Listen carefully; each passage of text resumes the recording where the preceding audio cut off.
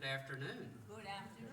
So we just want to kind of keep you on toes that you're reading the notifications, so it's not a 6:30 meeting. We do a couple of things at 2 o'clock every, maybe once every 3 or 4 months. So we'll try to make sure you understand the logic of it, because some people can't make the 6:30s and so forth. But anyway, well, let's go ahead and get started. We'll stand for the pledge. I pledge allegiance to the flag of the United States of America and to the republic for which it stands, one nation, under God, indivisible, with liberty and justice for all. Okay, just a few announcements real quick. And then Brian's going to talk a little bit about the upcoming annual disaster drill that we're having in April. Last month we had the Citizens on Patrol. We had a briefing from that. I think it was very informative. There's about 37 people in Lake County that participated in that and give about 16 hours of their time. I'm sure some do more. And they're always looking for people to do that. So, but again, if you're interested, apply for it. There's a particular form you got to fill out. And they do a background check. So, again, today we're going to be having Lake County SWAT do an overview of what they do. It's some related to man-made disasters as well as other natural disasters. And as I mentioned to them earlier, our club is designed to look after our community. So between all of the block captains and the medical communications and so forth that we do, health and safety, we try to look after legacy. So hopefully we'll be able to learn something about that. Also on the 14th, our Weather Expo. This is our second event. So far we have 12 people or 12 agencies coming in, which includes Zach Covey from Spectrum News, Channel 13. FEMA, we've got Lake County, we've got the city of Leesburg coming in, the state highway patrols coming in, Hunt Law Firm. So anyway, it's going to be a good mix. All state, we're waiting on a response from them. I did get a response from Orlando yesterday, so they will be here, and I'm glad that they're going to be able to help set up a booth for that. Brian, why don't you kind of talk a little bit about the upcoming drill? Okay. Larry, can I say something else about the expo? Yes. It's not a formal presentation, for those of you who may not have attended last year. It's not a formal presentation, it's a walkthrough. So spread the word. And what was the date again? The 14th, it's a 1 to 3 window. And it's a come-and-go event. They'll have exhibitors, and they will be setting up their particular booths and so forth and talk about what they do and some of the things that may help our citizens. We did invite the Plantation, Hawthorne. I went to across the street, Arlington Ridge and Highland Lakes. So I actually went to their cams and they have announced it. So we may be able to have some visitors for that too, okay? Okay. Hello, hello, hello. What we don't have in numbers, we make up for in spirit, right? All right. Before we, just briefly, and I'm going to keep it short, he says. We do have some important training coming up, folks. We have Bill Hilchey. If you've never met Bill Hilchey, former New York State EMT. He used to be on the life flight helicopters to go out and do the medical part for those helicopters at accidents or wherever it was needed at. He has a tremendous amount of knowledge.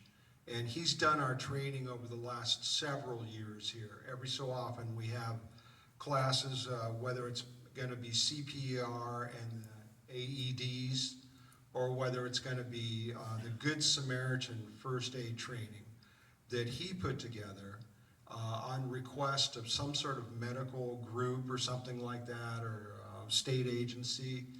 And so he's put together, that's what our books, Good Samaritan First Aid, is what we use as our guide in here.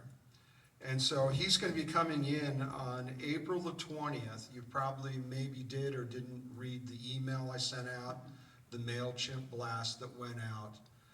He'll be in here on April 20th. It's a 2-hour class from 8 a.m. to 2 a.m., 8 a.m. to 10 a.m. And on the 25th of May, 4 weeks later, we're going to have the CPR AED training. That will be from 8 a.m. to 11 a.m., even though on here it says 11 p.m. We might want to just correct that. Yeah. Yeah, it's not an all day. Highly recommend, even if you've got the training, I've gone to every single one that we've set up in here, not just because I helped set it up, but because it's good information. Personal experience, I'll keep it short and sweet. I live on Honeymoon Avenue. We can hear the traffic out there on 27 at the entrance at 27. And within the last 2 months, there's been 2 pretty serious accidents that I heard happen. I grabbed my medical supplies and I went. Now, it's because of the training that I felt I at least had enough confidence that if I needed to do something, I would do something. If I can save a life, I don't know of any greater reward in life than the saving somebody else's life. And whether you think you can or can't, if you're faced with that, let's say in your own home, or just somebody gets hit out here on meandering trail and you happen to be the first person there, you could make a difference. I highly recommend, even if you've gone for these training sessions, it's good to refresh our memory, practice the steps, and feel that you at least have enough confidence that you would grab your medical bag and head to the gate and try to help somebody if you could. In neither circumstance did I help, other than the first one was a 3-car accident. Same lady got hit twice, T-boned. She was pinned inside the car in great pain.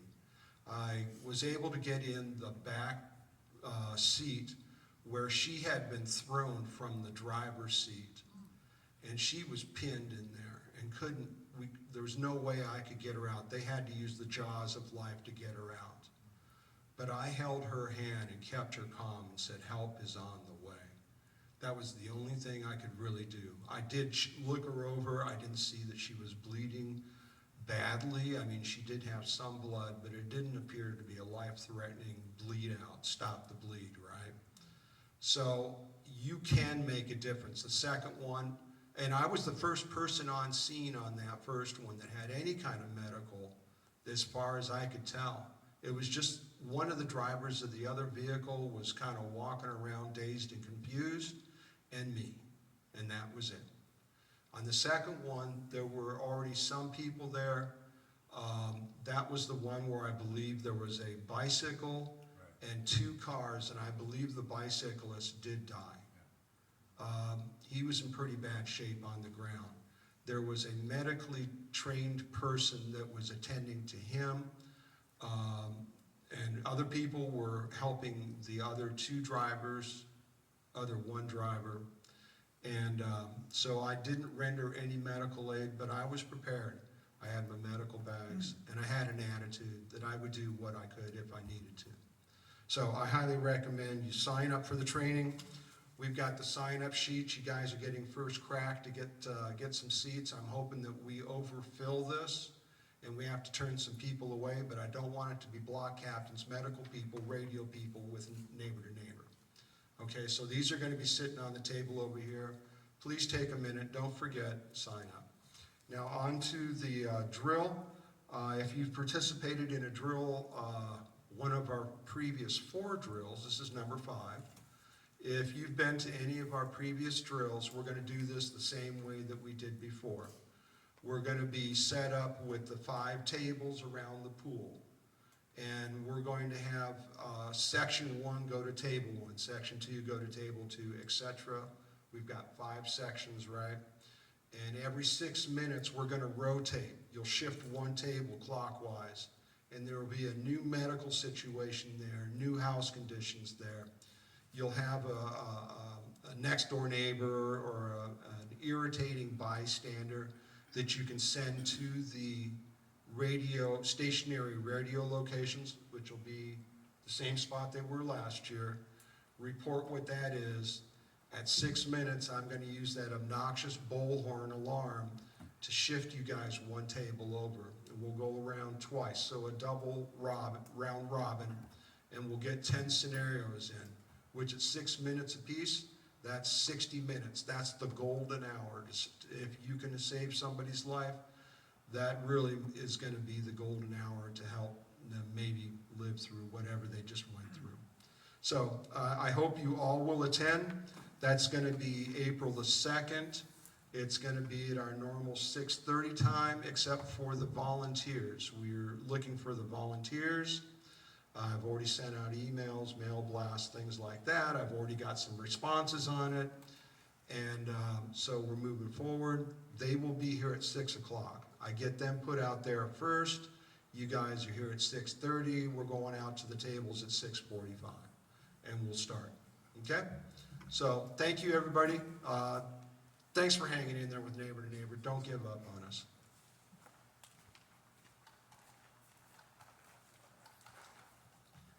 Okay, I've had the privilege of completing the CERT training last year. I think our last session was in February, is that right, Don? And Don Heath and Somers. Anyway, they're here to discuss a little bit of what they do in terms of SWAT and their role in the community, as well as what they do in case of disaster. You know, a lot of cases, we forget that there are man-made disasters. It could be train derailment with chemicals. It could be, you know, someone with a bomb or whatever. So those happen. Of course, I know we have a lot to do with hurricane and tornadoes in this area. So, but anyway, Don, or did you come up?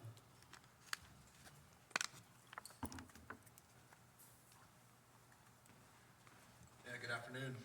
Good afternoon. My name's Keith Summer. I have been with the Sheriff's Office for 20 years, and 17 of those I've been on the SWAT team. So a lot of time and training and dedication to the team. And Don and I have known each other for about 20 years, I guess, is when we first started, or when I first started. So, and yeah, I could talk about natural disasters. I think I'll dip into that a little bit, but I think just kind of give an overview of what we do for the Sheriff's Office and for the community. A lot of us, myself included, was born, you guys know where Eustis is? Oh, yeah. I was born in Orlando, my parents moved us to Eustis. I went to Eustis Elementary, Eustis Middle, Eustis High School. So I'm vested in the community. A lot of the guys on the team are that way. So we take pride in protecting and serving the community that we live in. And we, you know, there's training that's wrapped up in it for sure. And I'll get into the standards and things like that later, but we have to adhere to a certain standard, and some of that is a national Tactical Officers Association, is N2N. And so we all have to, you know, do a certain amount of hours every week of training, and then on a variety of topics. So, well, first of all, before we get started, is there a golf course here? No golf course. But there's snow clearing. I saw the sign. Yeah. I get a hold of somebody for that. Driveway there. But yeah, so what do you? I'm kind of curious what the opinion is, and you can shout it out or raise a hand. I don't care. What do you think that the SWAT team does? And you see it on TV, or you see it in the news, or in a movie. Is it? Just curious. Anybody have a concept of what they think we do? Hostage situation. Okay, yeah. Well, with also the special weapons, there are certain things probably y'all have that the normal police officer doesn't. Exactly. So, right, so SWAT stands for Special Weapons and Tactics.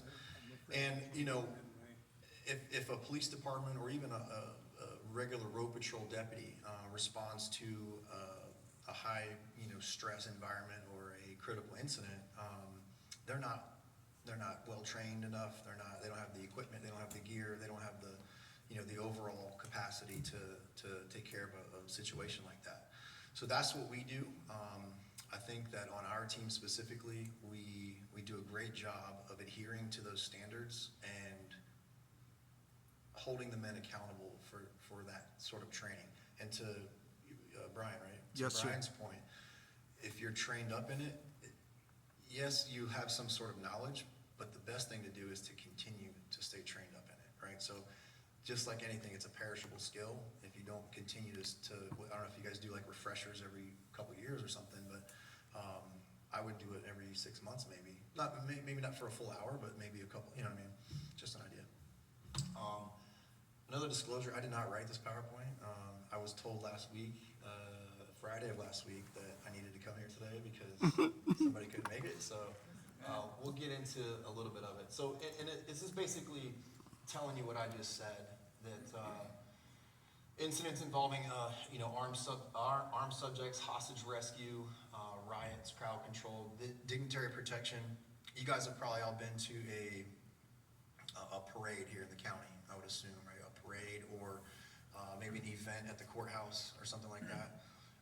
So when that happens, we get a phone call from our command, and they want it to be discreetly taken care of. And what I mean by that is the dignitary protection. For an example, we have a dignitary protection team. So if anybody comes into the community, a congressman or a state senator that wants to speak to whatever, we have an element that kind of blends into the crowd and also into an SUV that's kind of parked in the area with response capabilities. Okay, QRF means quick response force. Also, we use snipers. As you can see, it says snipers there. Overwatch is what we call it. And anytime snipers deploy, they deploy in teams of 2.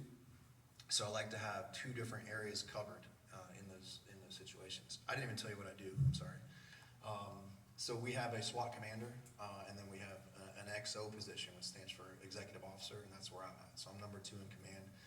And our commander, he's the head guy at the EOC, the Emergency Operations Center. So he's got a lot going on as well. So he leans on myself and the other XO to get a lot done, hence me being here this afternoon.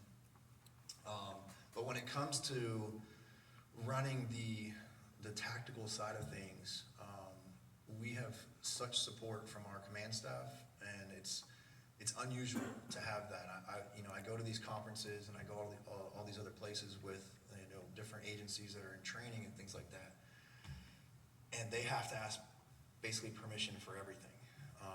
And just as for instance, we had a call out the other night. Long story short, guy came out with a rifle, shot his neighbor over a drill. They were arguing about a drill. I guess the guy lost the argument. This guy goes and gets a gun, shoots the guy, goes back in his house, and now we have a barricaded gunman. So we're on scene. My guys know what to do. They're getting their stuff geared up, squared away. I pull my team leaders in. We talk about the plan. And then inevitably, command staff is going to show up on scene. They're going to show up and they're going to take a look around. And instead of them saying, this is what you should do, this is what I would do, we call that the idea fairy, if you guys have ever heard of that. So they show up and they're like, well, you should try this or try that. I'm like, thanks, you should just maybe stand over there for a second. But what's cool about our command staff is that they're very trustworthy of our unit. They understand what our capabilities are. They understand that we're going to do things the right way. And they entrust we're going to get it done as safely and as practical to safeguard the community. That's basically our whole mission. Let's see what else he's got on here. And this is just kind of talking about those situations that can expose an abnormal amount of risk. And I kind of talked about that already with regular road patrol showing up, not having those capabilities. And what makes the job challenging is, and Dawn being a huge asset to us for medical, but there's so many different aspects to what we do, and I'll talk about the natural disasters here shortly, but having everybody on the same page with, like, at any moment there could be this situation pops off, and you have to be prepared for that, and then you have to fall back on your training. So we take it super, super seriously, having all the guys that are doing, like, we have a training cadre, right? So the training cadre, we make sure that those guys are going to proper classes, getting their, getting all their information, and then presenting it to the guys in a manner that they can absorb it and then apply it when the day comes. Let's see if I got the mission right. The mission of Lake County Sheriff's Office. Immediate systematic response to train law enforcement. So yeah, this is kind of the things I'm talking about. Okay, natural disasters. So I'll talk about that for a second. So the three that stick out in my mind, there's four, but three that I'll talk about today in short periods of time here. But so the first one was anybody here, I want to say 04, 05 Groundhog Day tornadoes? Were you guys here for that event? Anybody? No? Not Okay, here. we had some really bad tornadoes all through the county. Lady Lake, where I was dispatched was in like the Pine Lakes area, kind of out east part of the county, northeast part of the county. So when it hit, it was nighttime, which is always, it seems like that always happens, right? It's always nighttime for the hurricanes and these tornadoes where you can't see anything coming and all, and then what does that do? That makes the search and rescue aspect of it that much harder for us. And to put it in perspective, I'll go back to that one, but to put it in perspective, I'm terrible with the hurricane names, but it was last year's hurricane. Ian, thank you. We were deployed, so this is the other thing I want you to kind of wrap your mind around is a lot of the guys on the team are married with kids, right? They all have their own families, they all have their own situations at home, and if they're off that day, they boarded up their home, they've got their generators ready, and then you got to deploy. So you have to leave your family and your home to go out and do your duty.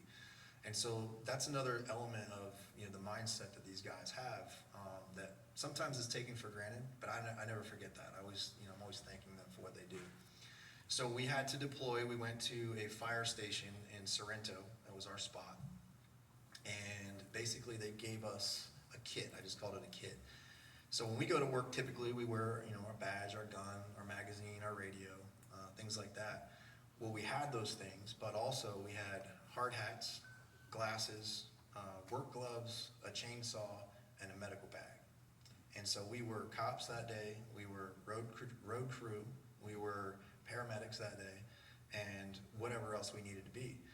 So we had and again, just to kind of put it in perspective, when that happens, if there's 35-mile-an-hour sustained winds, they basically ground all road traffic. Like ambulances are not going anywhere because they weigh a certain amount of pounds to not be knocked off the road by the wind.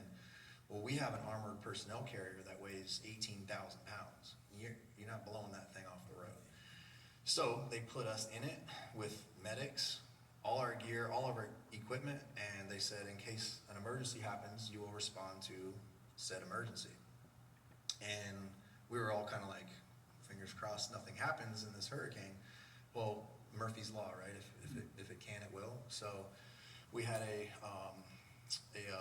cardiac arrest happening during the strongest part of the hurricane, and we got dispatched to it. So there were 6 of us. We got into the armored personnel carrier, the 18,000 pound truck, and we started moving towards this location. Well, obviously think about all the internet's gone, right? There's no power. We have a generator at the firehouse, but it doesn't have Wi-Fi or anything like that. We all familiar with the area.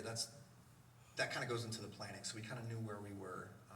The location was 2.3 miles from the firehouse. So we're like, okay, well, at least we can get there pretty quickly. It took us 2.5 hours to go 2.4 miles because of downed trees, the foliage, power lines. So you have, SWAT operators running chainsaws in the middle of the street where there's power lines and trees and all just to get to this person. When we get there, she was not in great shape, but the medics got to work. We loaded her up and took her from there to Waterman Hospital. That took us another 3 hours. So 5 hours of a deployment just to go, maybe 7 or 8 miles. It was wild. But she lived, so it's a great story. She ended up coming through and stayed at the hospital for a couple weeks. She actually baked us some cookies when she got back. So yeah, that's the kind of things we do. The other one was the Groundhog Day incident. That was more of a search and rescue, and we didn't do much rescuing that day. It was pretty bad. Of course, it hit a lower income area, and so there was just debris and just trash and just, it was a lot to take in. That's the other thing, these guys are, they're constantly seeing things and doing things that, they need some time to decompress. So it's kind of good that we all, like, once a year we do a Christmas party. Don hosted a couple years ago. Close-knit group. And then lastly, the one in, maybe you can help me out, the one in the Panhandle that hit Mexico Beach and Bay County. That was a bad one. It was a really, really bad That was a bad one. So that one, they requested mutual aid, and they reached out to a lot of sheriff's offices in the county and said, can you help, So we send what we have, and our sheriff is really good about that. What do you need? When do you need it? And he sent us up there. And when we got there, it was a mess, right? The same kind of thing. They had gotten the roads somewhat cleared for the most part, but you have to think about also, my vehicle personally, I had 2 flat tires in the span of a week because of all the stuff that's in there. So that tells you that we had to bring, right, you have to bring your entire, basically your fleet. You have to bring everything up there, from the mechanic side of things, the generator, everything that they're, So when we get up there, the police chief, it's in Bay County, and I'm not sure I can't think of the name of the city, but the Bay County police chief, not the sheriff, but the police chief, he just looked like a whoop pup when we got there. And he's sitting at a table in his office, and he's like, boys, I've been up for 45 hours. And he took his badge off of his uniform, and he just slid it across the table, and he was like, handle my city, please. And he just went home. So we had to run calls in the city, help out as much as we could. We delivered water to a lot of people, things like that. Where we can help, we try to help out. So those are kind of the things we do for natural disaster. This is our flash, and just kind of a shield that we came up with years ago. 89 is when the Sheriff's Office SWAT team was established. And you can go through and read all what those mean, but basically it's until the end. If you look at the bottom there where it says until the end, that is our motto, that we're with each other until the end. We're with you and the community until the end. It's just kind of how we operate. And that there's a stigma of what a SWAT operator is and how he is. Typically, a lot of alpha males get involved with being on a SWAT team, which from the outside looking in seems to be cocky and things like that. But one of the things I always tell the guys is to be soft-spoken, humble professionals. And if you can take that through every aspect of what you're doing, A, we're gonna have a better relationship with the community, but B, we're gonna have a better relationship with the other men and women that we work with, which is gonna make everyone's job easier. Last night is an example. I got a call last night at 11:30, I think. Same kind of scenario, barricaded gunman in Tavares. And they called and they said, we're at wit's end, we don't know what to do, can you help? I said, yep, I'm en route. Let me get everything squared away. So from that moment, I have a checklist in my head, right? I have to make sure that, A, there's charges. Just because there's a guy in a house with a gun doesn't mean that we could go get him. But in this case, they had a felony warrant for this guy. Secondly, I need our EOD, our explosive team with the robots. I need those guys en route. But also, the first phone call I made was to negotiations. I want negotiations en route to get established quickly so that it can end peacefully. That is our number one goal. Is like, if we can minimal damage and minimal, anybody getting hurt, minimize anybody getting hurt, that's where we come from. That's at least what we want to do. So we kind of talked around a little bit. His friend, the subject's friend, was in the neighborhood. He came up. They got him on the phone talking to the guy. Before I even got on scene, he gave up peacefully and he came outside. So win-win for everybody. And then the incident commander on scene, he called me afterwards, and he just had some questions. And I just talked him through what I thought he should do. And it wasn't just, you should have done this. I said it as in, for future reference, man.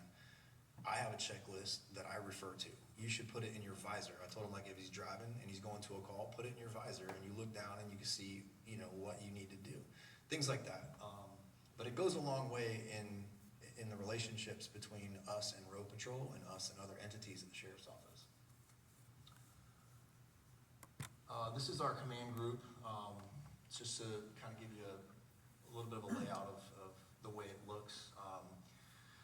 So our command group, again, consists of our commander and then the 2 executive officers, myself and Nate Pickens is my opposite. So this is my on-call week. So we're on call from 0600 on Monday morning, which was yesterday morning, until 0600 the next Monday morning. So we're on call all week. Each team has a set of 4 snipers, 3 grenadiers. Anybody know what a grenadier is? You probably do, because you have a veteran hat on. Grenadier is our less lethal munitions and applications. So if we have to deploy gas, a less lethal round, we have explosive entry components, obviously our entry element, and then we have tactical medics, largely in part to what Don brought to the team. And then our direct support, which we took a pretty big step a couple of years ago and brought in, you know, it says vehicle team. And you just think like, oh, vehicle team. These guys are so important to what we do because you know, I said it earlier. So if we had a call out, I'm bringing our TOC, which is our Tactical Operations Center. We're bringing our Bearcat, our jump out van, our load and go vehicle. And as I keep talking, those are positions that we need someone to drive, right? So now we're talking 5 operators that I got to pull from, you know, my entry element or another one of those essential jobs and make them drive. So it was a brilliant idea. We just pulled random guys from the Sheriff's Office. They're not technically SWAT operators, but they are support and they drive our vehicles for us. It's been awesome. And especially when we got the Rook. Have you guys ever heard of or seen what I was Rook- going to ask you, what is Rook Team? Okay, so do you know what a skid steer is? Yes. So it's basically this self-contained piece of machinery with a track system, right, like a tank. And on the front of it, it's all ballistic capabilities around it. And then on the front of it, we have, I think, 4 or 5 different apparatus that can go on top of it. One is a platform. It comes out like this, and you can put 4 guys behind it, and you can just set it down and leave it there independently and go get more apparatus. One of them is a grappling hook. It just sits in the front. It can rip out windows. The other one is forks, you know, like a forklift. And we can literally pick up cars and move them to where we want to move them, put them down, come back, and keep operating. It's a game-changing piece of technology, and we're very fortunate to have it. And then, of course, nowadays with drone technology, right, it's just gotten out of control. It's just, and I'm so far in the past with, I don't even know how the cell phone works half the time. I have nieces and nephews that are this big, and they know more about the phones than I do. But anyway, our drone techs are super awesome. They can fly it through a house and let us know where the bad guy is in the house, you know. What else here? Sniper coordinator. So we have a sniper team leader, and then of course our medical. So that's kind of our hierarchy of the SWAT team. So how many total people in the structure? 30 operators, but then that's just so from, if you're looking at it from like I don't know if this works up there, I guess not, but from this side over, this is 30 operators, 30 guys. And then that kind of adds into the NTOA I talked about earlier, the National Tactical Officers Association. They have it classified. There's a tier 1, tier 2, tier 3 team. First and foremost, you have to have the numbers. It has to be at least 30 men and women, 30 operators. And then secondly, basically the caveat is you have to be able to effectively respond to and conduct a hostage rescue. So most of these teams are, you know, they're just doing warrant service or riot control. They call themselves SRT, Special Response Teams, versus SWAT team. And I'd say probably, and maybe I'm answering some of your questions, but I'd say probably 85% of what we do is warrant service. And a large portion of that is narcotics. So we do body warrants sometimes, and then we do, you know, some property stuff. But for the most part, it's all narcotic driven. And then the other, you know, probably half from that is either special events. Just for an example, we went to Daytona 500, right? So they reach out because it's, if you think about the number of people, there's hundreds and hundreds of thousands of people that come through there all weekend, and they can't cover it with just one sheriff's office. So we have regions in the state. So Region 5 is our region, and they reach out to all the guys in Region 5 and say, what can you provide? And in this case, we provided a QRF, I talked about earlier, a quick reaction force, and 2 sniper elements, and then they just kind of get put wherever they need to put them. So that takes up a lot of our time as well, helping out other entities and other agencies. Anything else on that?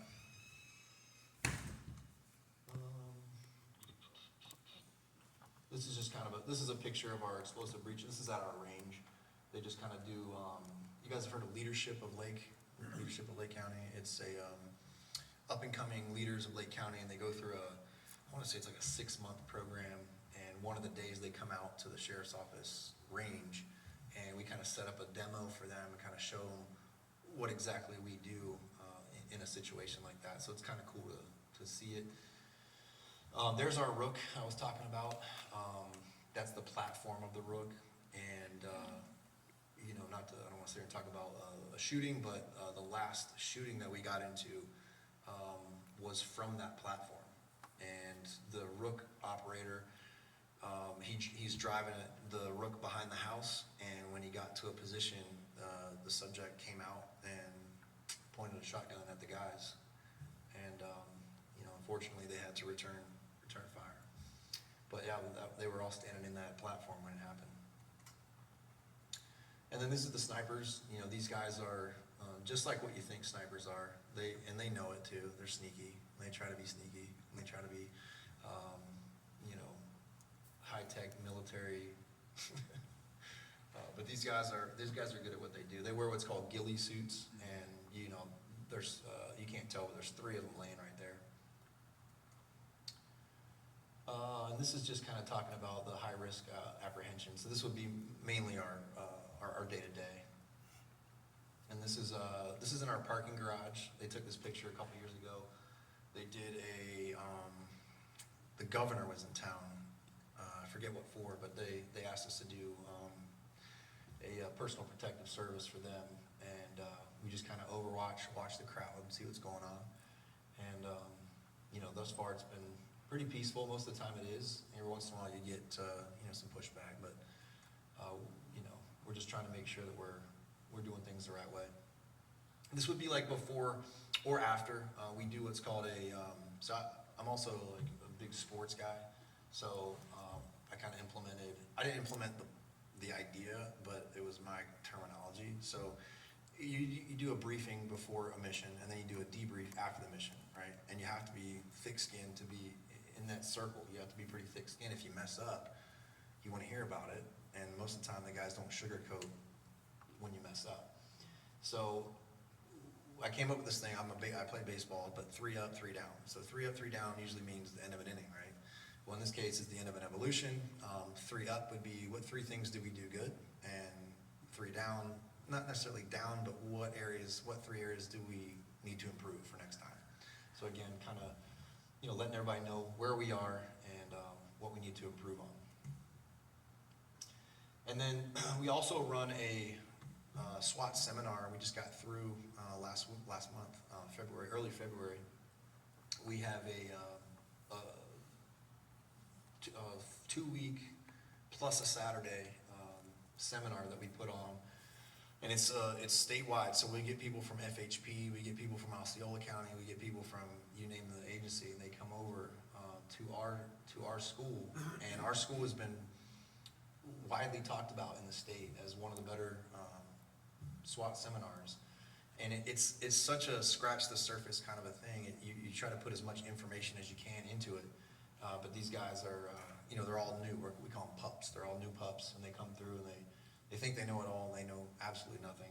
And even when you're 3 and 4 years in, you have a grasp, but there's so much more to learn. I always tell those guys to just continue to learn, continue to train, continue to go to classes, and always be a student kind of a deal.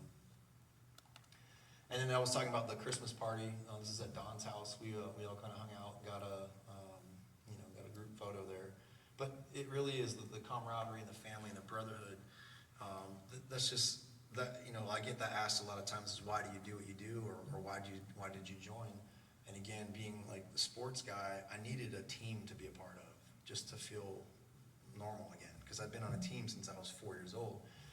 So when I got onto the SWAT team, it kind of made me feel whole again. I wanted to be a part of something, bigger, better. I mean, I was 23 when I got on the team too, so I kind of wanted to be A badass? Yeah, it kind of, wanted that, right? But then also, just quickly talk about so there's an 8-man element within this element that is the competition team, okay? So we have a SWAT competition that we do every year. We go to 2 of them. One is in the Panhandle, and that one's a memorial tournament for a couple of fallen officers. And the other one is the big one. It's our SWAT Roundup International, and it's in Orlando. And I would recommend, if you ever want to see some really cool stuff, go check it out. It's November-ish, mid-November. It's before Thanksgiving.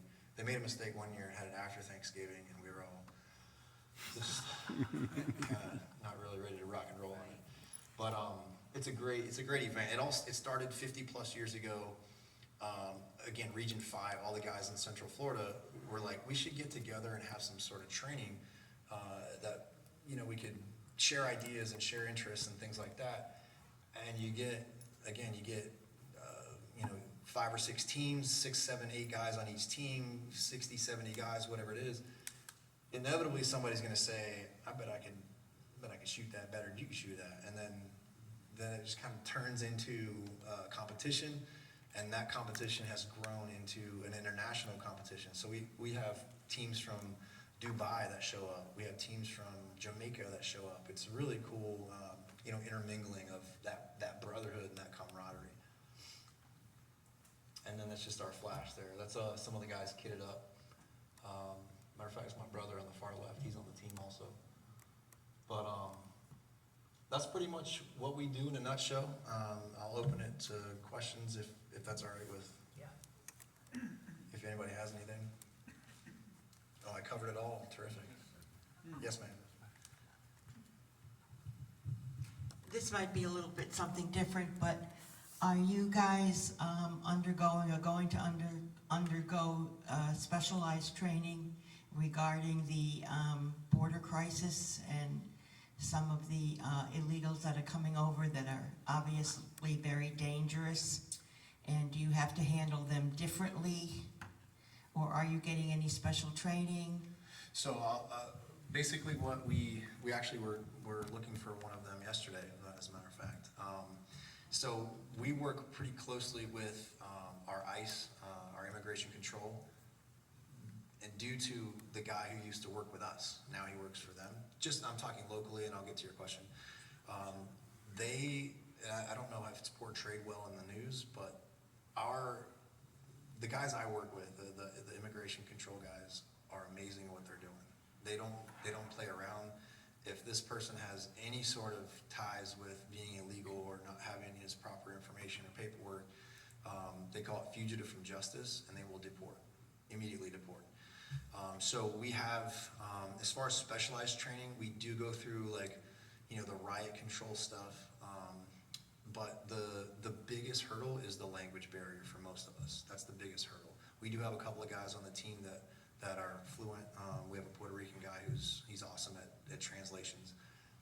But it's more, kind of getting to the community and saying, if you see something, say something. I don't know if you guys have heard that a lot, right? Like if we can't be everywhere all at once, but if we know about it, we can make a note of it and then look into it. So as far as specialized training, nothing specific, but we continuously train. We train 8 to 16 hours every 2 weeks on a variety of topics. So all those, I think, can be applied to that. And this was when it got real bad. So it was like August maybe of last year or something. We were put on standby to potentially go and help those guys out because they're getting swamped, FHP and FWC, Florida Wildlife Commission, they've sent every resource that they can, and they're still being depleted. So, and those guys are working sometimes, 20 hours a day, and just not, you know what I mean? They're just not getting relief. So, there's a human element of that too, right? So, but yes, if we do get activated, we'll just be basically sworn in Texas or in wherever state it is, and then, we'll be on the front line. So, and we all hope that doesn't happen, obviously, but we're prepared for it. Sorry. The other question I have is, how about for training on mental health folks that, unfortunately have guns sometimes, and then, are you guys trained, or is the police You working mean, on that? you mean like within the team or Just in general. like for civilians if we, yeah, okay. Yeah, so it would really depend on, I guess, the situation. If, and matter of fact, I was talking about one in Mount Dora. So there was a barricaded gunman in his house in Mount Dora, and I'll make a long story short, but there's nothing against the law about that. He was in his own house. He had made a comment that he didn't want to live anymore. So that, that person is not well. And there's not like an overwhelming sense that we must take him to jail because he didn't commit any crimes. But what we do, again, the negotiations aspect of it, and then we have what's called life streams is in Leesburg. And anytime we, can take someone into custody safely and they've expressed those, feelings of, wanting to hurt themselves or even if they were prescribed medication and they quit taking it, that's an issue. So the mental health counselors there will take care of things. I thought you meant specifically for us, because we do have EAP, which is Dawn, EAP. Employee assistance program. Thank you. I was going to say emotional, that's what got me. But yeah, our employee assistance program has helped quite a bit for some guys. When I first started, spare you the details, went to a call that was pretty shocking, and my zone partner has since resigned because it took its toll on him. So he saw some things as well as I did, but it's tough. You want to swallow it down and act like it doesn't bother you, but it does. We're all humans. Are you, Oh, go ahead. are you required to go through, counseling every so often? Like, is it mandatory? no, Or is ma'am. it up to you to Yeah, come forward so- and say, I need some help? Yeah, we don't have any mandatory. If you get into an OIS, which is an officer involved shooting, they do require you to go and speak to a counselor just to see where you're at and to see if you're okay and whether the person survives the shooting or not. But what we all do go through is mandated is a CIT, which is crisis intervention training, and that actually has helped quite a bit. I think there was and this kind of took place 8 to 10 years ago, and they came in and said, and we all got pins. You can wear your pin on your uniform if you like, for CIT certified, and it did help. It was a way to try to maybe get on a level with the person as opposed to just handcuffs, jail, you know what I mean. So instead of being robots, it was nice to see people starting to talk to the, if you can resolve it that way. Now, obviously, if a crime is committed, we can't walk around that or talk around that. So, but no, it's not mandatory. But our human resource department is really good about helping out. I mean, if there's an incident that took place, they'll reach out and say, doors open if you guys want to chat. There's no pressure, but if you want to come chat about it, So I think you guys are, and I guess I'm biased, but you live in a good county. You live in our sheriff's office does great things for the community and supports their people like a lot of other agencies don't. So it's a good spot to be in. All right. Okay, Ken, thank you very All right, much. thank you very much.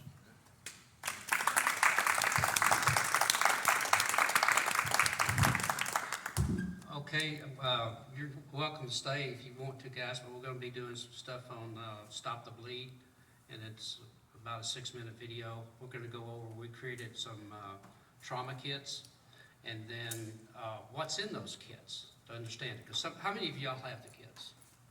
Quite a few. Okay. We still have some. They're $20 a pop. I've got 6 or 7 if you're interested in putting one in. But I keep one in the car and I keep one on the golf cart. Let me just kind of go through some of the things real quick. Thank you. Thank you. Thank you. Be safe, guys. Okay, some of you are familiar with, is this working? Oh, okay, sorry about that. The tourniquet, we'll go show a demo real quick on that one. Now, a lot of them come in a plastic binder like this. I encourage you to take it out of it. And what I've done on this particular one, just put a rubber band around Whoa, it. stop walking where? Oh, I keep the red tip to the outside. So when you're,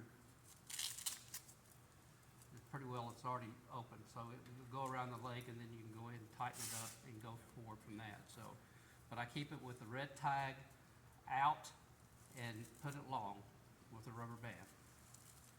A lot of you familiar with the Israeli bandage or the trauma bandage? You got one of those in each kit. This is just an alternative. If you have a situation where maybe it's a pretty severe bleed. I mean, to wrap one of these things around your area and then hit it real tight. Any of you our nurses are familiar with this because of what you do, but you can get that thing pretty tight. So that takes, what, 3-5 seconds? It's pretty tight. You have a couple of compound pads. I've got a question on the band. Can you do the band as a temporary measure while you're, do that Yes. first and then put on the Yeah, tourniquet? I would say, now if it's not a pulsating bleed, you may be able to do direct pressure, and the video will cover that a little bit. Using something like that with direct pressure on it, and keep it on there for 5 or 6 minutes, you may be fine. But if it's kind of pulsating, especially an arterial bleed, put that on real quick, because, I mean, I guess what's the word? Adrenaline's really going.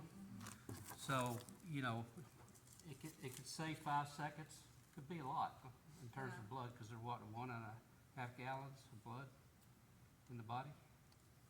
10 pints? 10 pints? Is it I 10 don't pints? remember, I thought maybe 7? Pints. Anyway, Can somebody do a Google on that? 10? I'll go for 10. No, I'm just kidding. 1.5, I think it's 1.5 gallons. How many? No, it's nowhere close to 1.5 gallons, I don't believe. Yeah. I think it's 10 pints.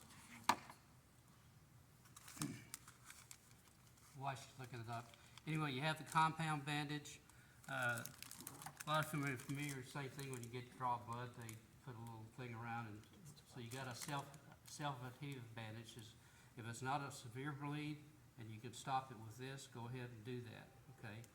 Once you apply the tourniquet, you don't release it. You don't release it. And most of the kits do have permanent marker. I don't care if you put it on their forehead or on the little time thing that's white on the particular bandage. Use that. 10 units, or 10, yeah, 10 10 units. pints. I can't even get my. And if phone. you lose, 1.2 to 1.5 gallons. and if you lose 4 pints, there's no coming back from it. You got several Pretty different rare. gauze pads, 4x4, in case it's like a seat belt or something of that nature. You'll be able to cut the bandage. Or clothing, sometimes what happens, you'll have a bleed on a long sleeve shirt. It may not get it off, but you can, just be careful when you're using it. You don't want to make a second cut. It might be better to have those shears that Well, are we do. designed for it. Yeah, I'd got- be careful about the Yeah. other thing. these are very good, very helpful. So that's probably the first source, if you can get in there and cut it off on that thing.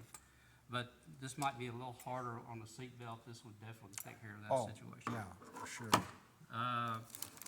usually tongue compressors, mainly for maybe like a splint on a finger or something of that nature. Isopropyl alcohol, 4-inch bandages, and I think that's the main stuff right there. But that's all what's in a kit, and they're about $20 per kit. So if you buy something similar to this, it probably costs you $40. You can buy them already set, and there are very good ones on the internet, but I would suggest looking at ours because it's cost effective. We've already invested the money in that, okay? Well, let's just go through the video real quick. Now, you turn the microphones off so the people on TV can't hear you. That's as far as I can get.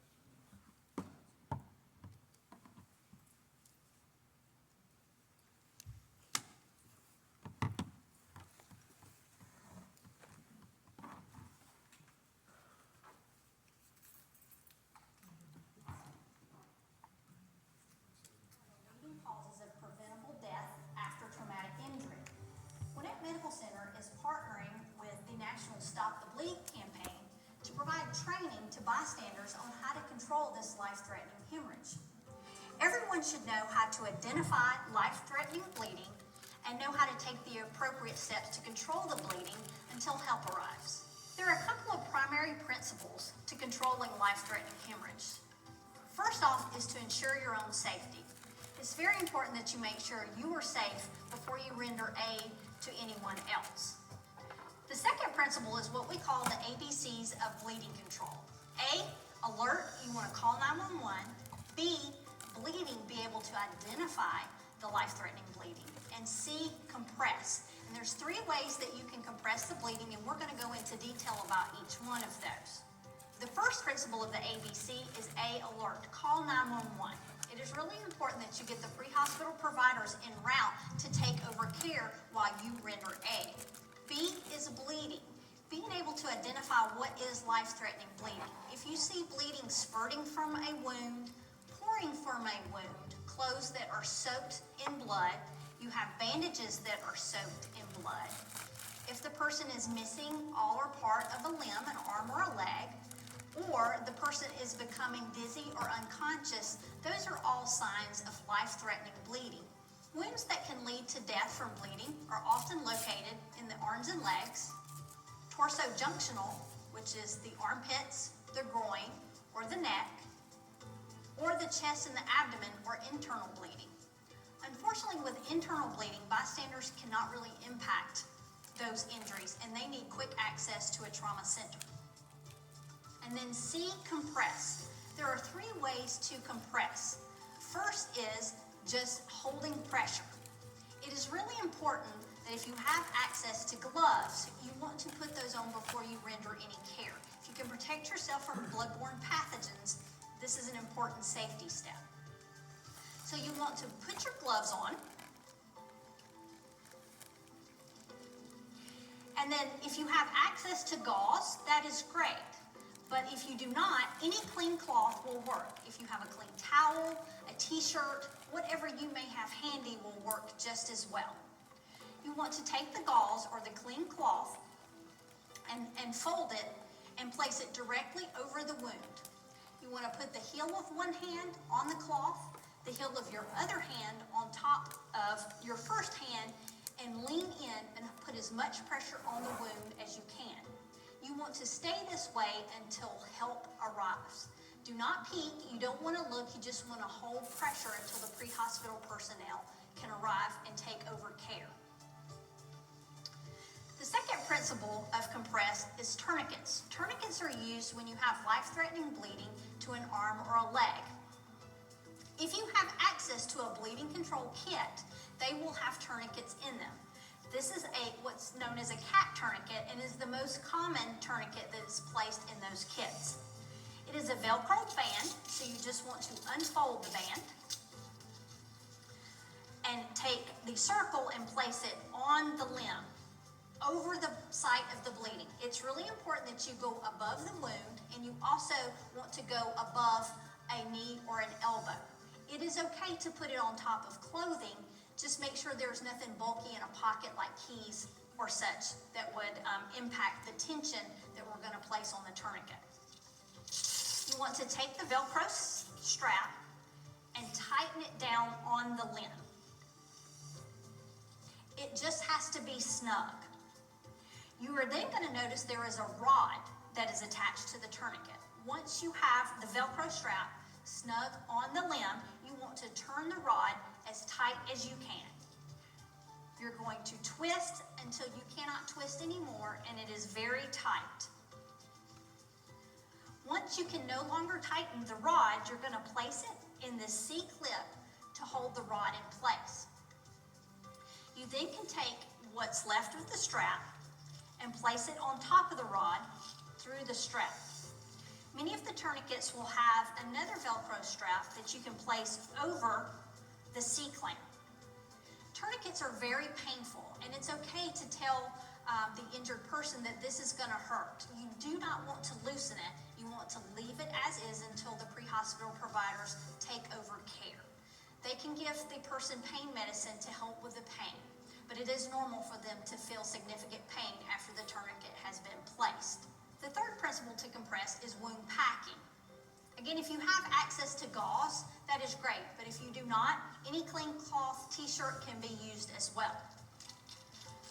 What we're going to do here is actually insert the gauze or the clean cloth into the wound to stop bleeding. So you want to take the end of the gauze or cloth and actually pack the wound. You want to use your fingers to place the gauze tightly and as deeply into the wound as you possibly can. And you're going to continue to pack until you cannot get any more gauze or cloth into the wound. Once you have packed it as tightly as you can, you then want to compress with pressure. So you want to put what's left of your gauze or t-shirt on top of the wound, apply the heel of your hand, the heel of your other hand on top of that, and lean and apply direct pressure. Again, you do not want to let off of the pressure until the pre-hospital personnel arrive to take over care. Bystanders can make a huge impact with life-threatening bleeding until first responders can arrive. The only thing more tragic than a death is a death that can be prevented. Thank you.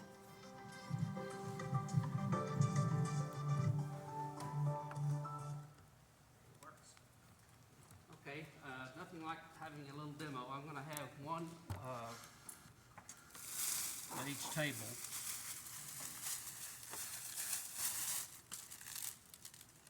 Velcro will stick.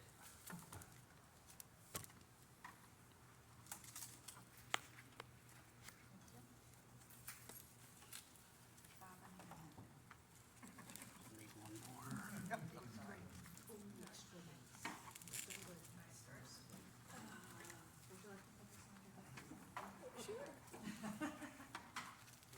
Go ahead and kind of wrap it around someone or yourself. Just Don't go around the neck, right? Yeah, don't go around the neck. I don't wanna sit at this table. Let's see how this goes. you got a paid up insurance policy, right? I'll be your patient. Under this.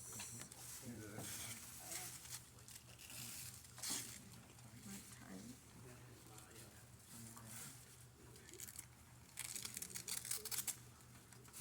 tight. Put it in here. You gotta winch it first. Yeah, Winch it first. What do you mean? with the windlass, you should have that stick. Oh, You do this before you tighten that in there. oh, okay.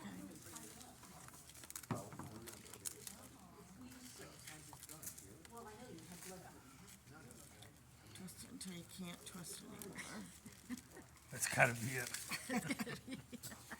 Okay, and then this, and then this, and then this back around.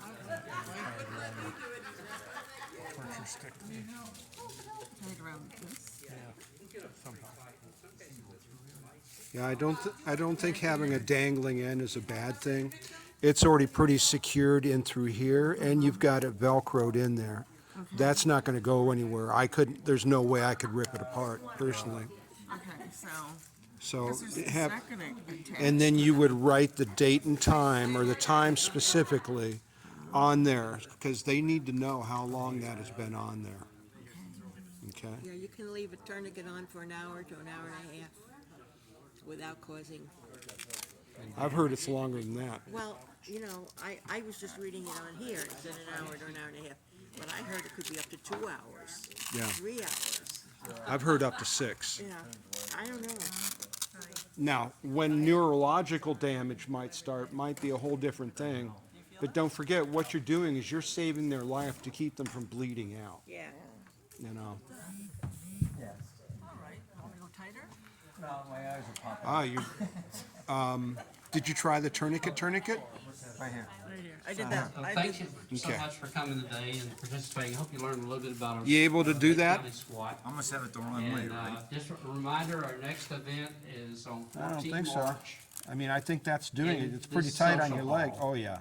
From 1 to 3. It's I think the you're okay. expo. So if you get a few minutes, like I say, it's a Yeah, come and my go type wife thing. fell Come in again. and see the different people.